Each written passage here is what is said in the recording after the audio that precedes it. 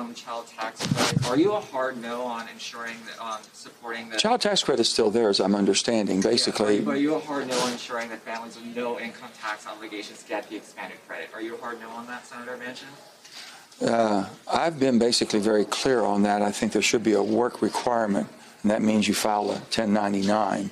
So a 1099, if you're going to call it a credit, you have to see if you have a liability or not. The only way the IRS would know that is you file 1099. So I've been very direct on that. That was Joe Manchin trying to justify means testing the family tax credit. And in case you didn't realize, putting a work requirement on a program that is meant to support families with children is a pretty evil thing to do indeed. There are a lot of people that are simply too poor to actually file any type of taxes, and they more than deserve support from the government. Why am I bringing this up? I'm bringing this up because the types of Democrats like Joe Manchin are exactly who Bernie Sanders was calling out when he did an interview with The Guardian. Now, in this interview, Bernie Sanders was quoted as saying, "It is no great secret that the Republican Party is winning more and more support from working people. It's not because the Republican Party has anything to say to them, it's because in too many ways the Democratic Party has turned its back on the working class." And that is exactly correct, because the things that Joe Manchin are doing, these means testing programs, and all these random things that are put in place that limit people's access to basic programs that are meant to help families, especially working people, alienate workers. And they make workers feel like Democrats are stabbing them in the back. And so what Bernie Sanders says here is absolutely correct. Democrats win or lose. Republicans will always basically have the same amount of support. They might even grow it a little bit the more Democrats alienate their base. But ultimately, the ball is in the Democrats' court, especially right now when Joe Biden is the president and Democrats have the House and the Senate. Their terrible polling numbers are directly a result of them failing to deliver. And Bernie Sanders also said that Democrats need to take a much stronger stance in Congress. Bernie Sanders was also quoted as saying, "We've tried this strategy over the last several months, which has been mostly backdoor negotiations with a handful of senators. It hasn't succeeded on Build Back Better or on voting rights.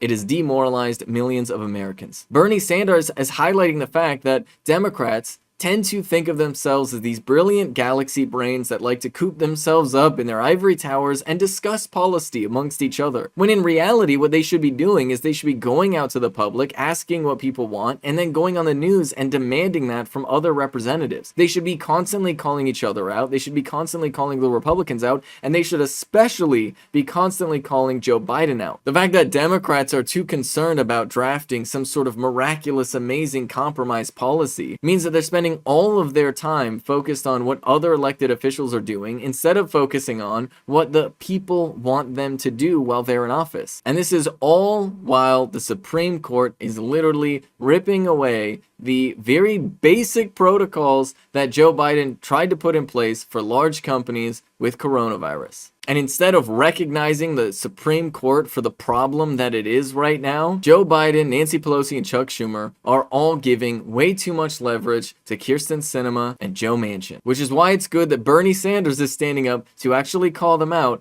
and demand action. And specifically, demanding that they actually put to a vote policies that the American people want. Even if those policies lose, it will mean something to people if Democrats put those bills up and actually try to pass them. They need to force Joe Manchin and Kyrsten Sinema to vote against those bills. They need to force the Republicans to vote against those bills. Because right now, Republicans are riding this wave of fake populism, pretending to support working class people, when in reality, we all know that Republicans would refuse to vote for any legislation that would threaten the wealth or power of their donors. And unfortunately, a lot of Democrats are in the same position. Ben Carolla with Rebel Headquarters. You can catch my show Galaxy Brain on the Young Turks Twitch channel every Friday at 4 p.m. Eastern Time.